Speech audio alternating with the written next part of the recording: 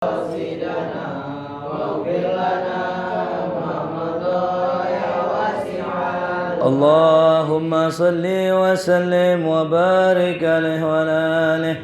الفاتحة من يد الفتوح المنور الصوات وبتنا صوى صلاة الجسد وروح إلى حضرة النبي مصطفى رسول الله صلى الله عليه وسلم ثم إلى محتوى كتاب الشيخ الإمام الحبيب عبد الله بن حداد وأوصالهم وأفورهم من الله يتغشاهم برحمة والمغفرة وينفعنا بأسرارهم وأنوارهم وعلومهم وثم إلى شيخنا الحبيب أحمد بن حداد وأوصالهم وأفورهم أن الله يتغشاهم برحمة والمغفرة وينفعنا بأسرارهم وأنوارهم وعلومهم في الدين والدنيا والآخرة. سر الفاتحة. أعوذ بالله من الشيطان الرجيم. بسم الله الرحمن الرحيم. الحمد لله رب العالمين الرحمن الرحيم مالك يوم الدين. إياك نعبد وإياك نستعين اهدنا الصراط المستقيم صراط الذين أنعمت عليهم غير المغضوب عليهم ولا الضالين آمين. Bismillah, alhamdulillah, wassalatu wassalamu ala sayyidina rasulillah sayyidina Muhammad ibn Abdillah wa ala alihi wa sahbihi wa man tabi'ahu wa wala hawla wa la quwwata illa billah ma ba'du. Qala al-muallif rahimahullahu ta'ala wa adama nafa'ana wa barakatuhu wa bikum fid dharaini amin. Qala wa qawluhu ta'ala wal takum minkum ummatun ay jama'atun yad'una ila al-khair wa huwa 'anil khaira ala jumlah al-iman wa ta'atu wa da'watu ila dhalika manzilatan indallah rafi'ah. Qauluhu ta'ala, Allah berfirman, lanjutan daripada pembahasan kita yang kemarin dalam kitab Nasihatul Diniyah, masih tentang perintah anjuran berdakwah. Allah berfirman, wal takun minkum ummatun, jadilah salah seorang dari kalian sekelompok ummah, yakni sekelompok jamaah, ya. Jadi kita disuruh oleh Allah untuk menjadi salah satu dari kelompok jamaah. Sini duduk. Umar, duduk ya. Ajak keluar. Yad'una ilal khair, yang mana kerjaan mereka senantiasa menyuruh kepada kebaikan, ya. Jadi ada sekelompok umat yang mana kerjaannya ngajak orang kebaikan. Nah, kita disuruh jadi itu. Ya. Kalimat yad'una itu menggunakan fi'il mudhari' yadullu alal istimrar, yang menunjukkan atas terus menerus. Ya. Jadi suatu perbuatan yang digunakan dengan kalimat fi'il mudhari' itu maknanya adanya istimrar, ya. Gitu. Nah, kalimat wal takum minkum ummatun itu, ya, itu kalimat perintah, ya. Termasuk amr. Karena ada lamul amrnya, wal takun, jadilah engkau, ya, sekelompok umat, ya, minkum, daripada kalian. Gitu. Jadi kalau bisa kita masuk ke dalam kelompok itu, kelompok orang-orang yang senantiasa, ya, menyeru orang lain kepada kebaikan. Cuman tadi sudah kita bahas sebelum itu, ya. Gimana cara ngajak orang kepada kebaikan, ya. Ngajak orang kepada kebaikan itu pakai ilmu, pakai cara, ya. Jangan sampai kita ngajak kebaikan tapi kita malah nyinggung perasaan dia, gitu. Ya. Ngajak orang pakai jilbab, bagaimana caranya? Orang nggak pakai jilbab, mau orang masalah perempuan nggak pakai jilbab, saya tanya, orang perempuan tahu nggak jilbab wajib? Tahu. Terus, ya, gimana? Kasih tahu, gitu. Anda tahu? Ngasih tahu orang yang udah tahu namanya, ya, garmin air laut, ya. Garmin lah percuma, tahsilul hasil namanya, ya. Jadi nggak usah ajarin ikan berenang, nggak usah ajarin monyet manjat pohon, udah tahu. Nah, sekarang bagaimana caranya tuh biar tuh perempuan pakai jilbab, gitu, ya. Yang nomor 1, beliin jilbab, jangan nyuruh doang, nyuruh beliin kagak, ya. Kalau kita ketemu teman kita, saban kondangan, kapan kawin? Ya. Kondangan teman yang lain, kapan kawin? Ya. Kondangan lagi, kapan kawin? Bilangin, balas buat dia. Emang kalau gue kawin lo mau biayain, gitu. Iya, paham ya? Itu nggak solutif. Nyuruh doang, ngasih solusi, kagak. Lah gue pengen kawin, man duitnya kagak. Gimana mau kawin? Iya. Jadi kalau ente lihat ada orang pacaran, Misalnya gitu. Ya, ente bilang udah nggak usah pacaran, dia juga tahu sebenarnya pacaran kagak boleh. Gimana solusinya? Kawinin. Ya, perempuannya ente kawinin gitu, ngamuk tuh lakinya. Perempuannya dikawinin. Salah tangkap mul ya.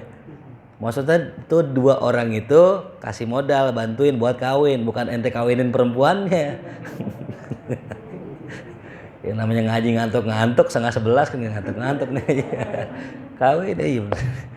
Ya. Jadi ada orang ya maksiat gitu. Kenapa maksiat? Nganggur, kagak kerja. Berarti solusinya apa? Cariin kerja gitu. Nah ini nih ya. Jadi kalau kita ngelarang orang mabuk kira-kira bakal denger gak? Enggak lah, ngapain ente larang? Kan kalau kata guru saya jangan kasih nasihat 2 orang. Jangan kasih nasihat, percuma. 1 pendukung Ahok ya. Cuma nanti kasih nasihat. Yang kedua orang lagi jatuh cinta. Ya tuh. Lagi jatuh cinta jangan kasih nasihat, percuma. Kalau kupingnya budeg udah. Congeknya numpet. Kagak bakal denger orang lagi jatuh cinta, tai kucing serasa coklat.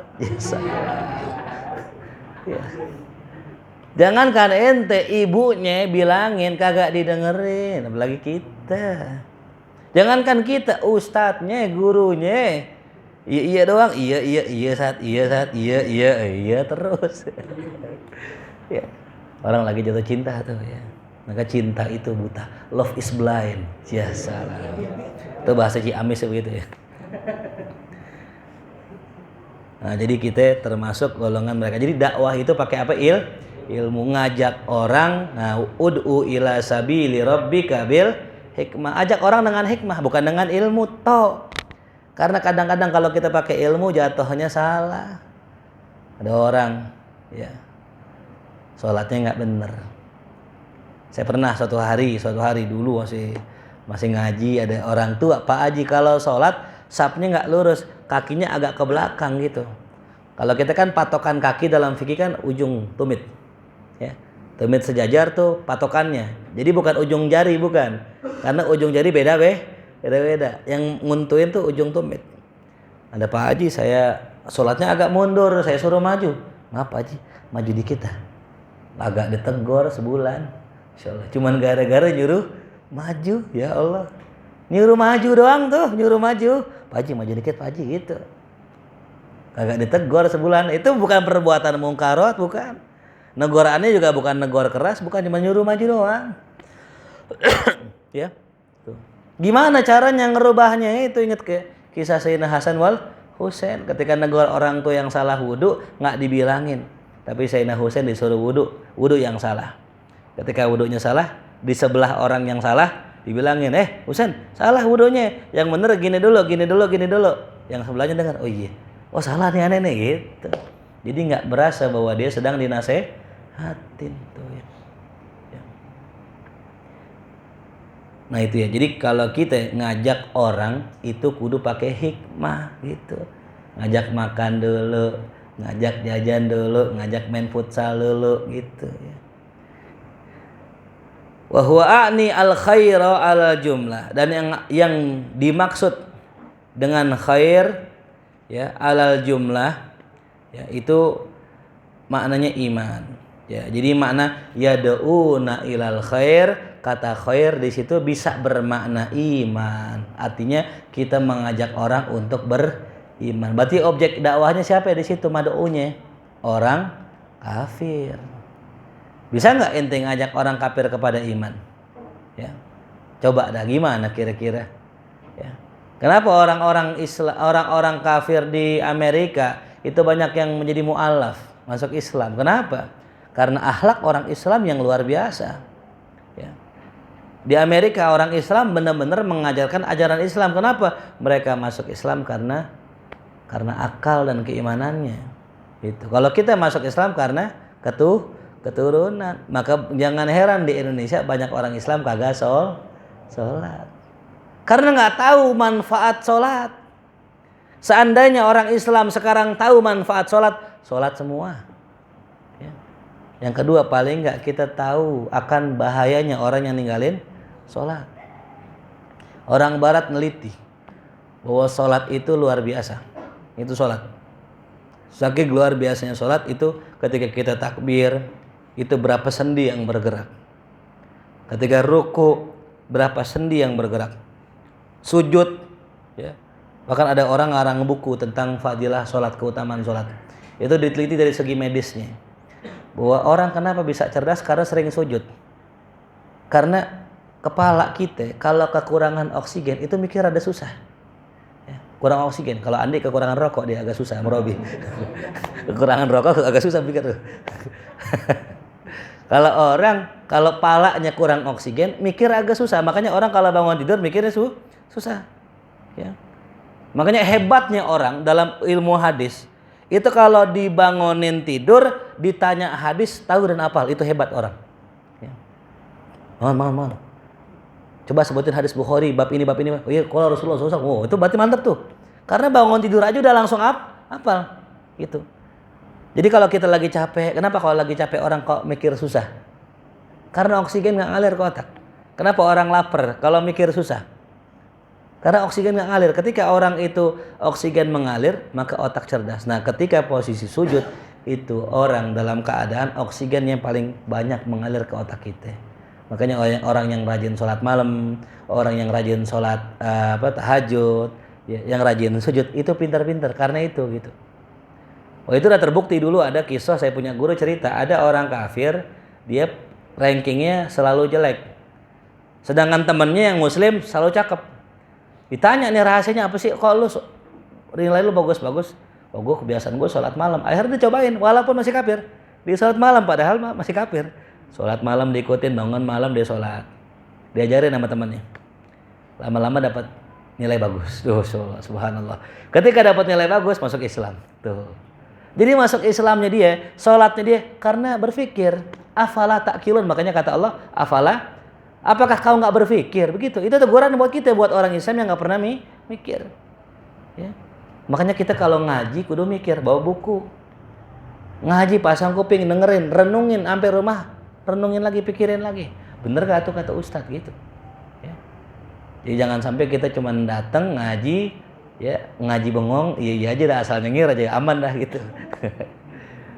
Ya makanya saya bilang tadi orang muslim di barat sama muslim di sini itu beda karena mereka masuk Islamnya mikir, kita masuk Islam turunan. Maka tugas kita sebagai seorang mukmin ngajakin orang Islam masuk Islam lagi.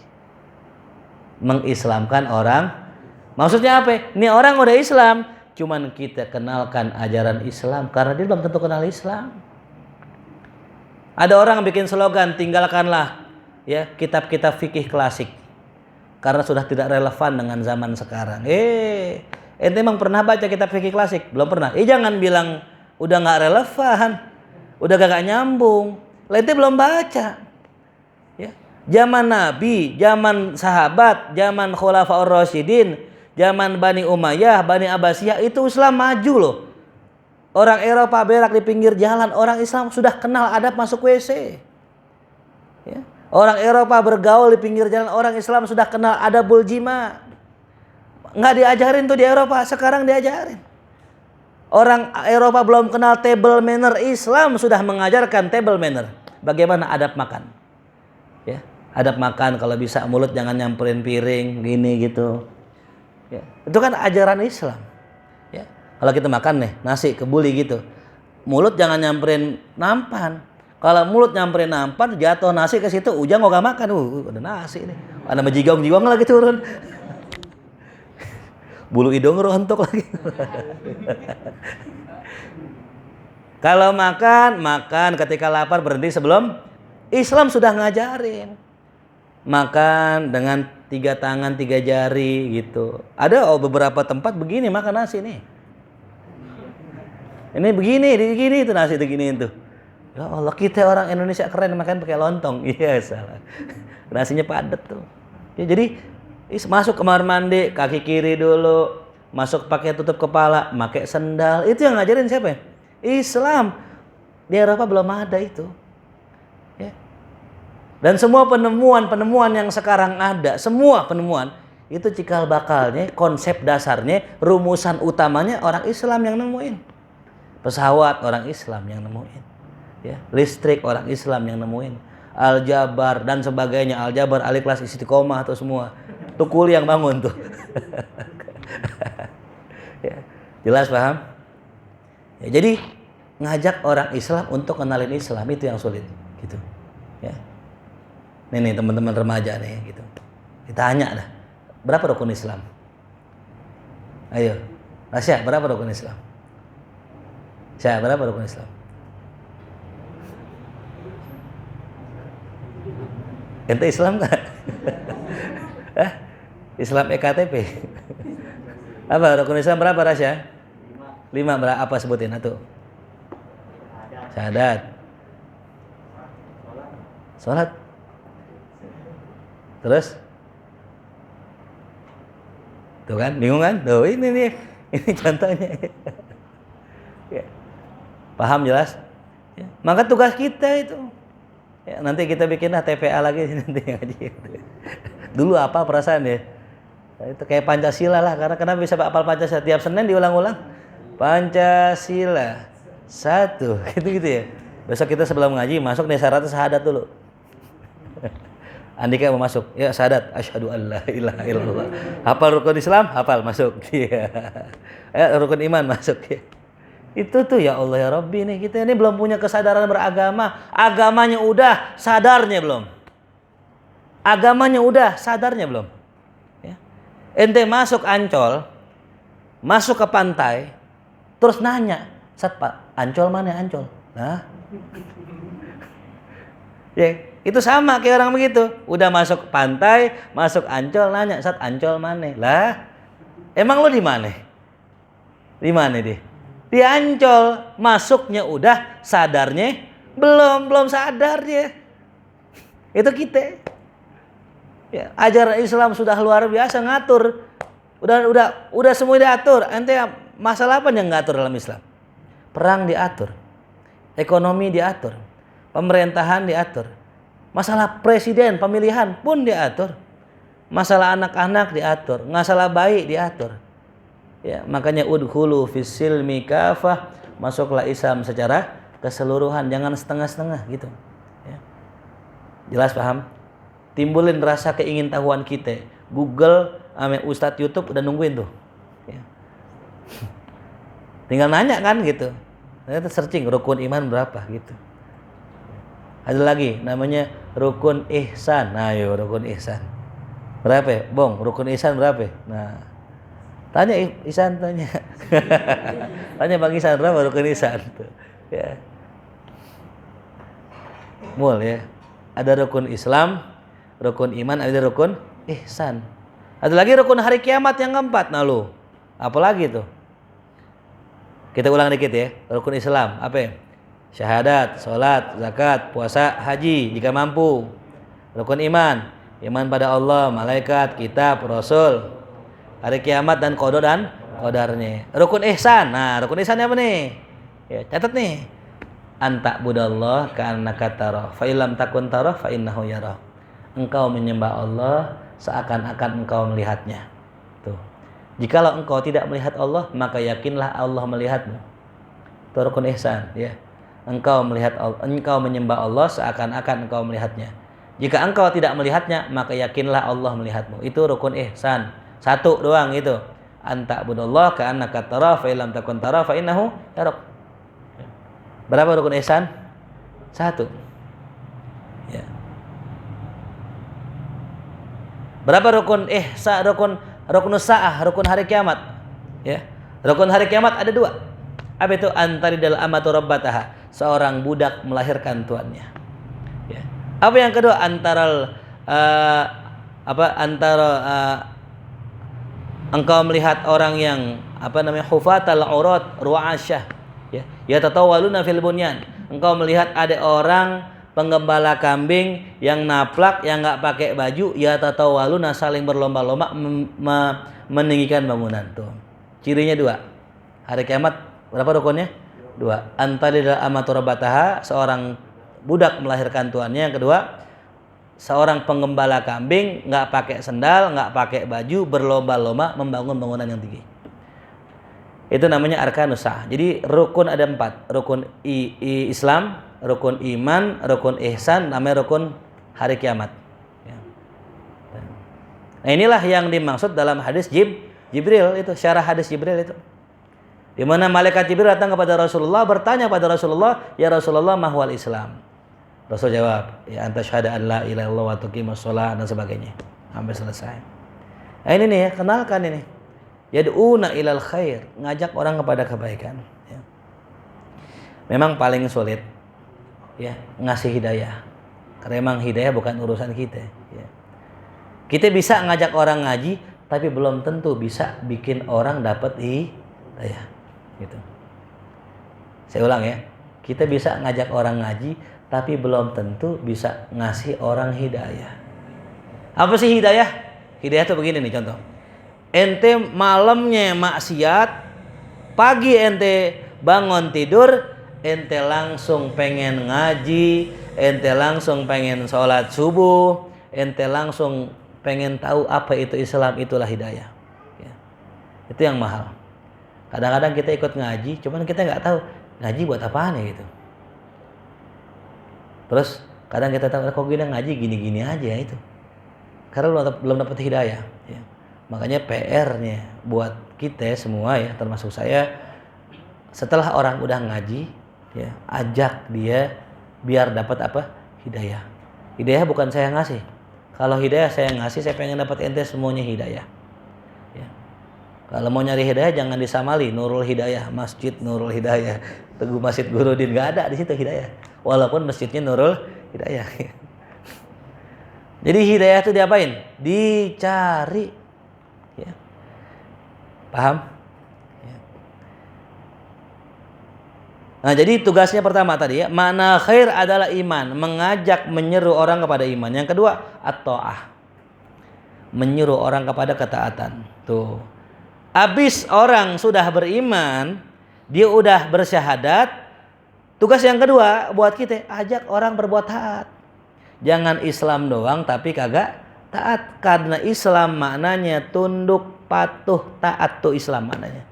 Siapa yang masuk Islam maka harus tunduk kepada hukum aturan Allah. Ya. Di luar Islam ente masih minum, itu silakan orang kafir.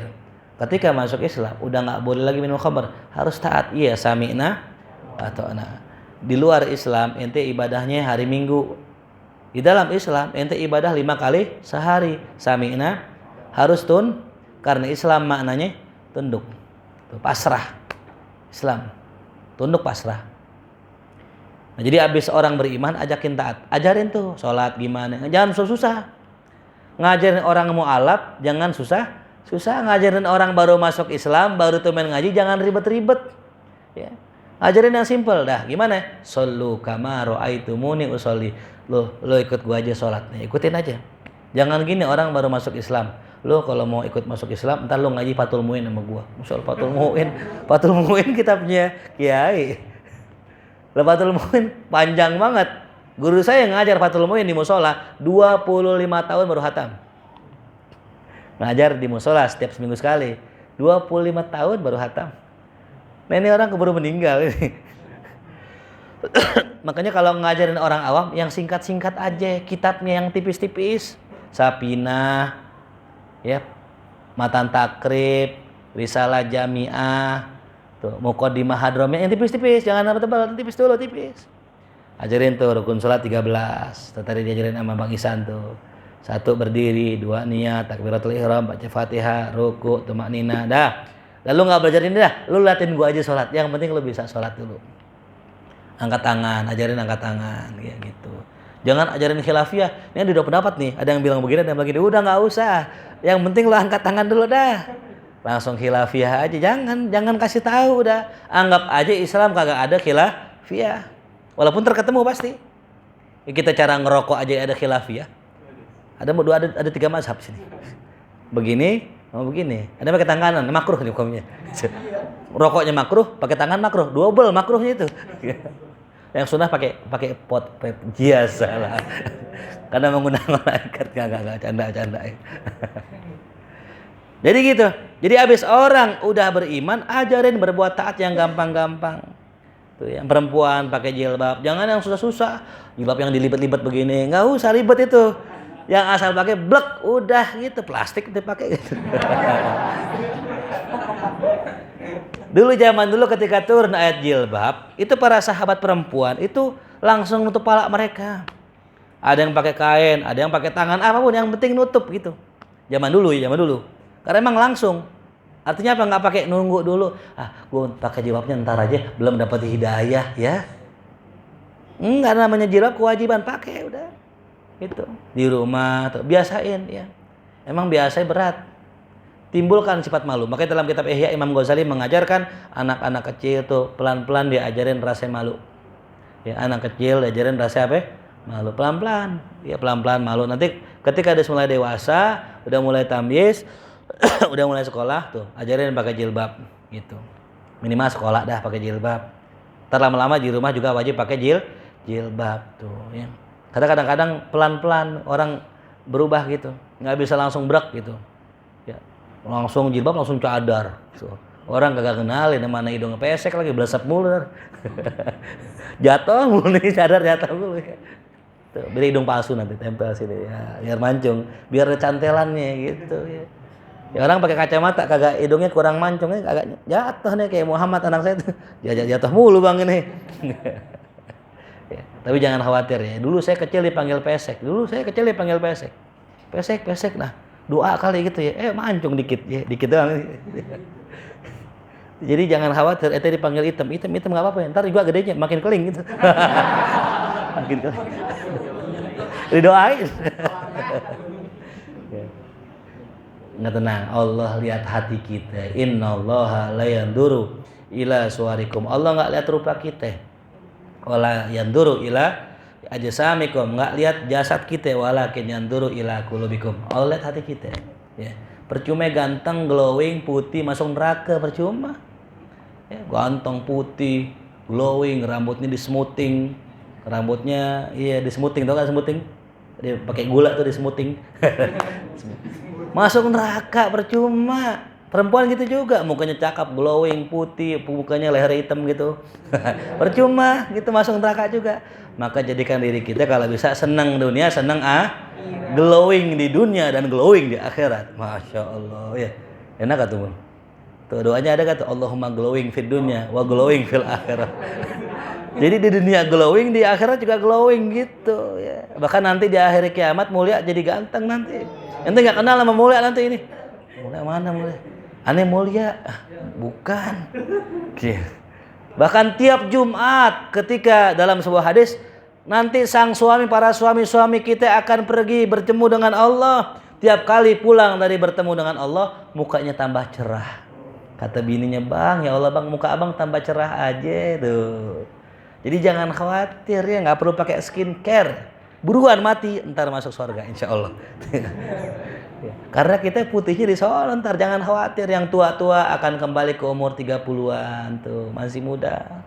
Yang kecil jadi gede tuh, ya gitu. Ya, jadi jangan terlalu mikirin masalah muka, jerawat jangan pencet-pencetin, nggak usah ya. Jerawat muncul pencet gitu. Itu bisa bebekas muka kita. Udah diemin aja jerawat biasa. Ya. Itu apa namanya? Gejala siklus remaja begitu. Ya, dulu saya punya jerawat banyak sini jerawatnya. Saya nggak pencet nggak itu. Ya, jadi ketika kita punya jerawat, wajah kita nggak punya, kita alami aja udah gitu. Ya, jadi skincare-nya air wudhu kan cakep ya. Tuh. Ya, orang kalau hitam pulang sholat itu hitam juga sama. Cuman rada cerah dikit gitu. Ada nurnya gitu. Ada apanya? Nurnya. Ya, jangan salah. Hitam tuh bukan tanda jelek. Hajar aswad apa? Orang berebut cium. Tuh, ente juga sama yang hitam. Tuh orang berebut nimpukin ente gitu. Kan berebut cium. Ini jangan salah. Jadi udah normal-normal aja ya gitu. Emang hitam kita nggak apa-apa. Sahabat ada yang hitam nggak jadi masalah. Gitu. Ya. Yang penting apanya? hatinya itu. Nah, setelah taat maknanya dakwah. Ya, jadi mengajak orang untuk berdakwah baru dakwah gitu. Iman dulu, taat dulu, baru ngajakin orang lain gitu. Ini kagak. Baru ngaji langsung ngajakin orang kan repot ini. Ya, pelan-pelan. Kita dulu buat kita dulu. Kita mengamalkan ilmu yang kita punya, udah ngajakin orang secara nggak langsung. Ya, kita nih baru belajar sholat nih. Pokoknya saban azan ke masjid, nggak usah ngajak orang, orang akan terpanggil ngelihat ente. Nggak perlu kita sok-sok alim, lu sholat lu dasar lu orang kafir lu, lah. Orang marah, lu muka-muka penghuni neraka begini nih. Jangan, aneh nggak ngajarin begitu. Ente cukup amalkan yang ente tahu, orang ngikut insya Allah. Tuh, ya, itu cara aneh begitu. Ada orang anak-anak tukang nongkrong gitu. Kita nggak usah ceramahin dia, nggak usah. Saban ajan sholat, pulang muka cerah, dia kan nanya ya. Gue kayaknya ngeliat lo adem aja mukanya. Nah, lo mau adem nggak? Ya, sholat. Apalagi yang ada AC-nya itu lebih adem lagi. Paham ya? Jadi cara ngajak orang gimana caranya? Kerjain aja yang kita tahu. Nggak usah pakai ngajakin orang. Udah secara otomatis keajak. Apalagi kita nunjukin efek-efek bagusnya. Contoh kita sholat mulu, rajin ngaji, rajin ibadah, kita senyum mulu. Sama orang bingung ya. Gue nyari duit susah banget, pala gue puyeng. Ya, padahal gaji gue lumayan gede, man gue puyeng aja. Kalau enak banget ya, gaji nggak gede, tapi muka lo adem aja liatnya. Nah, lo mau nggak kayak gue? Gitu, mau ikut sholat? Oh gitu ya, iya gue ikut besok. Ikut sholat tuh, itu. Jadi biarin dia ngelihat kita, karena lisanul hali afsah min lisanil maqal. Ya, lisan perbuatan tuh lebih jelas daripada lisan ucapan, gitu. Jelas paham? Kalau kita bilang hidup gue enak tapi cemberut mulu, pala puyeng mulu, lagi mana enak? Orang juga nggak bakal pengen kayak ente. Kalau rajin ngaji tapi puyeng mulu, rajin ngaji ngeluh mulu gitu, nggak pengen orang kayak ente. Aku ngapain ngaji kayak dia? Tak gue puyeng lagi kayak dia. Gue ngapain ngaji kayak dia? Tak gue susah lagi. Nah, jangan, justru tunjukkan yang bagus. Gitu, niatnya lillahi ta'ala. Jadi kapan orang mesti ngajak orang? Setelah dia beriman, setelah dia taat, baru ngajak orang. Ngajaknya pun pakai ilmu. Tuh ya. Jadi wad-da'wah ya ila dzalika. Tuh. Ya. Manzilatun indallahi rafi'ah wa qurbatun ilallahi 'azimah. Tuh. Jadi mengajak ke jalan Allah merupakan manzilah, kedudukan yang tinggi di sisi Allah. Ya. Jadi kalau mau nyari apa sih kira-kira yang paling agung, yang paling mulia, yang bisa kita kerjain dalam rangka takarub sama Allah, ya, apa kira-kira? Sholat, ngaji, sedekah, apa ya kira-kira gitu? Yang pasti yang wajib udah ya. Kira-kira apa sih gitu? Nah ini katakan di sini dakwah ilallah. Ya. Makanya Allah berfirman, wa man ahsanu qawlan mimman da'a ilallah wa amila sholihan wa qala innani minal muslimin. Kata Allah dalam Quran, ya, wa man ahsanu qawlan mimman da'a ilallah. Siapakah yang ucapannya lebih bagus dari orang yang ngajak orang ke jalan Allah dan mengajak orang beramal soleh. Jadi ceritanya saya dulu punya guru nih, lagi ngobrol, ini saya punya guru, datang temannya pengen buka travel, padahal ustadz, padahal lulusan Mesir. Ya, ente nggak sempat ke Mesir. Ini orang ke Mesir belajar di Al Azhar, pulang dari Al Azhar pengen buka travel, nggak pengen ngajar, padahal punya ilmu. Kata guru saya, lu ngapain? Capek-capek ke Al Azhar, banyak orang pengen belajar di sono, nggak punya duit, nggak punya bekal. Lu dikasih sama Allah, nimba ilmu di sono, pulang lu mau bikin travel. Waman ahsanu qawlan mimman da'a ilallah gitu. Ya. Siapakah yang perkataan lebih baik daripada orang yang mengajak orang ke jalan Allah? Artinya apa? Perkataan yang paling bagus adalah perkataan yang ngajak orang ke jalan Allah itu. Ngajar ente, ya seminggu sekali nggak apa-apa, yang penting ngajar. Jangan sampai punya ilmu tapi kagak ngajar, sayang. Tuh. Ya. Maka ya orang-orang yang mendakwahkan, ya, mengajak orang ke jalan Allah yang dikatakan dalam hadis itu luar biasa. Tadi saya sampaikan di sana ya, itu fadilahnya luar biasa tuh. Wa qurbah mi ilallahi azimatun, dan suatu bentuk takarrub kepada Allah yang sangat luar biasa. Nabi bersabda, man da ila hudan kana lahu minal ajri mithlu ujuri man tabi'ahu min ghairi an yanqusa min ujurihim syai'un. Siapa orang yang mengajak orang kepada petunjuk, ngajak orang kepada hudan petunjuk, ya, kana lahu, maka baginya minal ajri, dari pahala, mislu ujuri man tabi'ahu, semisal pahala-pahala orang yang ngikutin dia. Tuh. Jadi kalau saya ngajak Mulia, saya ngajak Faisal, saya ngajak Ujang, 3 orang nih saya ajak, maka Ujang, Faisal, sama Mulia, pahalanya saya dapat. Saya dapat 100, 300 saya dapat. Plus sama saya pahala saya ngaji. Tuh ya. Cuman jangan berpikir licik ya. Kan Mulia udah ngaji nih sama Faisal, udah gua enggak usah ngaji dah. Udah pahalanya udah cukup gitu masa. Ada orang begitu, ada. Saya punya teman lu diajakin ngaji sama teman saya. Habis diajakin ngaji, saya ngaji, dia kagak. Sampai saya ngajar, dia ngaji sama saya. Alasannya apa? Ya gue mah tenang, nyantai. Ini Paris pahalanya dia, ngajar semua. Gue dapat. Iya bener juga sih ya. Lah dia ngajakin. Ya. Lah cuma kan nanti kan ada kortingan. Emang kita yakin pahala kita terus ada? Kan ada kortingan. Bagaimana kortingannya? Kita punya pahala cepet. Dikurangi bohong. 10 berkurang. Gibah 50, tinggal berapa itu? 40. Belum bohongin cewek kan tuh. Banyak itu pahalanya tuh. Banyak tuh. Berkurang 0. Nyari lagi gitu. Jadi jangan berpikir ya masuk surga gampang. Ya. Masuk surga itu berat. Ujiannya banyak. Wa innal jannah hufat bil makari, yang namanya surga itu dikelilingi dengan yang enggak enak. Kalau seandainya masuk surga gampang ya para sahabat nggak ikut perang, mereka nyantai, yang penting sedekah gitu. Enggak, berat, ya gitu. Tapi kalau kita minta amin Allah dimudahkan, berharap rahmat Allah, insya Allah seberat apapun jadi gampang. Ya, ngaji berat gak? Berat, dasarnya berat, apalagi malam begini. Tapi kalau emang Allah bikin gampang aja. Nah, jadi begitu ya. Kalau kita ngajak orang, pahalanya dapat. Tapi jangan tadi tuh ngajak doang, dateng kagak. Jangan lupa ya mahya deh. Dia nge-share kuy. Pas dateng lah, mana nih dia nih, kagak nongol nih. Yang penting udah ngajak gitu. Ya, Paul.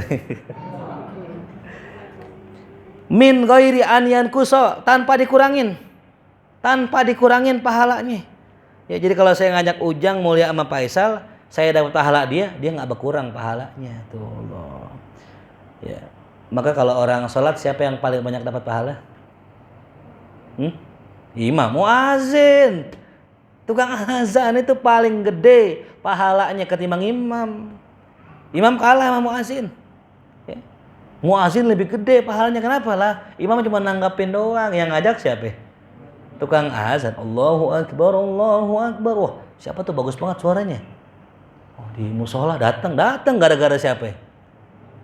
Muazin, karena suaranya bagus, orang ke masjid sholat.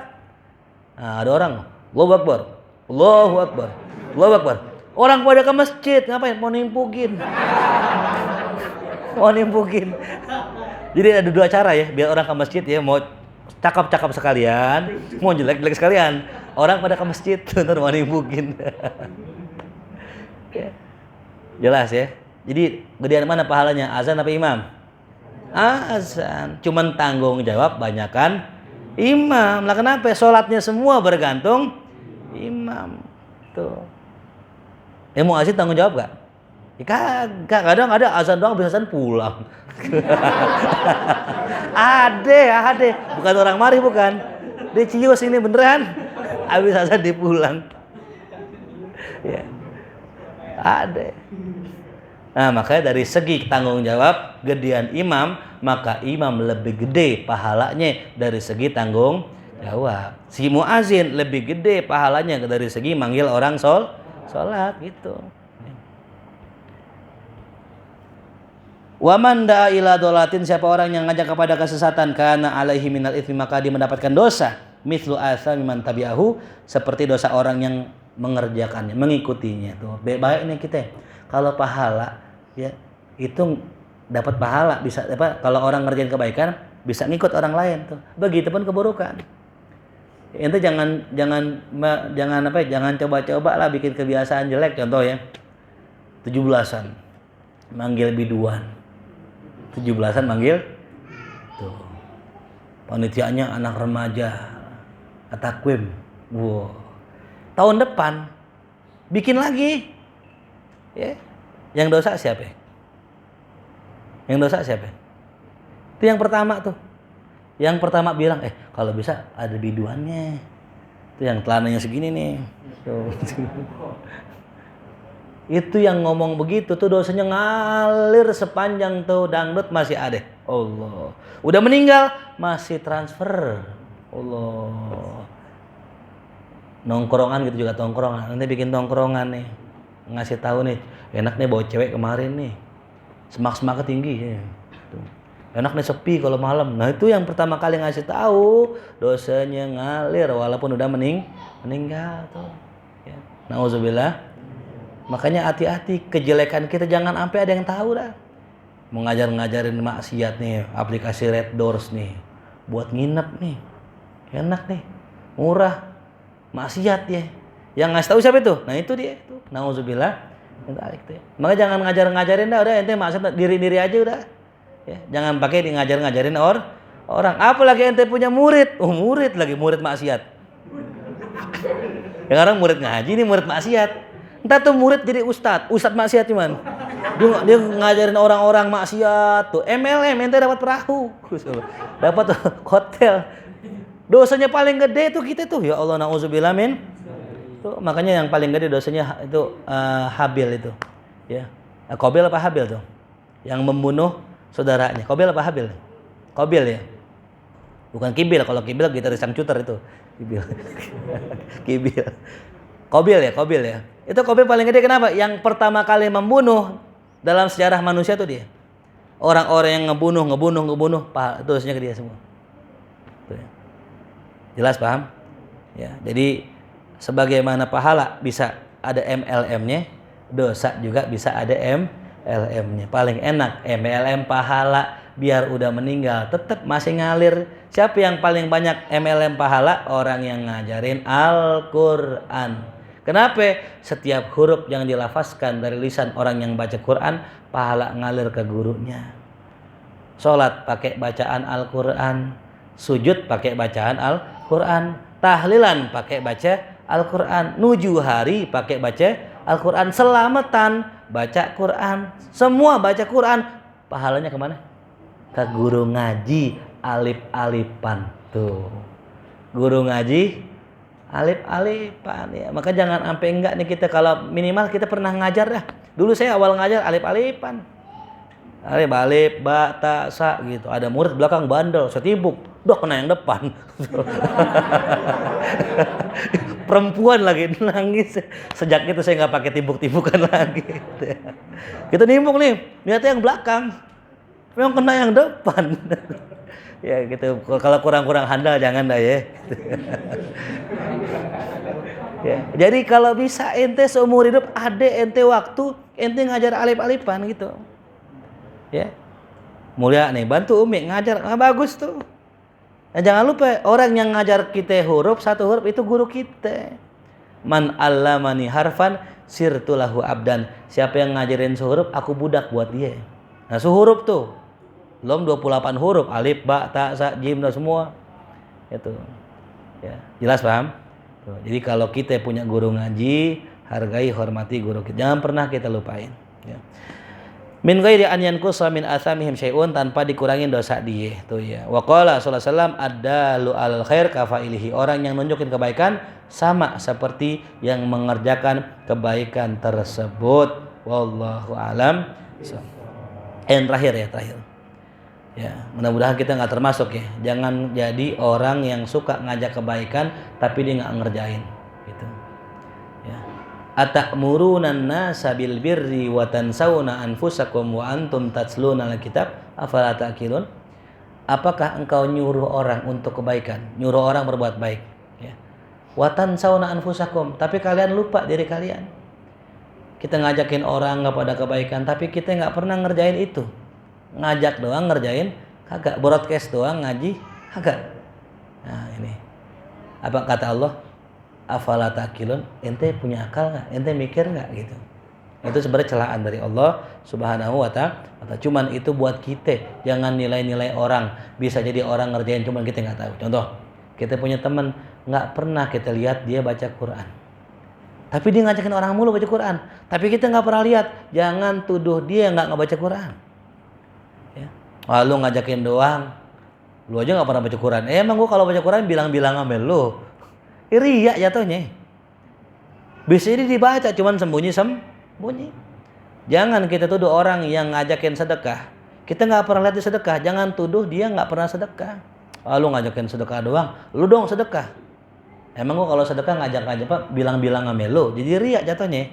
Nah, cukuplah orang ketika ngajakin kita kebaikan husnuzon bahwa dia sudah mengerjakannya. Baik sangka dia udah mengerjakannya. Jangan suuzon. Ya, urusan ngerjain urusan dia dah.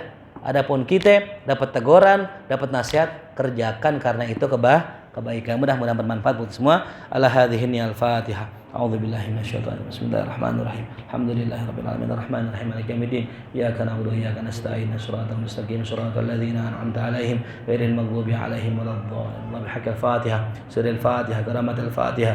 Iftah lana abwabal khair wa akhtim lana bil khair. Rabbana atina fid dunya hasanah wa fil akhirati hasanah wa qina adzabannar. Sallallahu ala sayyidina Muhammadin wa alihi wasallam. Walhamdulillahirabbil alamin ya rabbana tarafna بأننا اقترفنا وأننا أسرفنا على لظى أشرفنا علينا توبة تغسل لكل حوبة واستر لنا العورات وآمن روعتي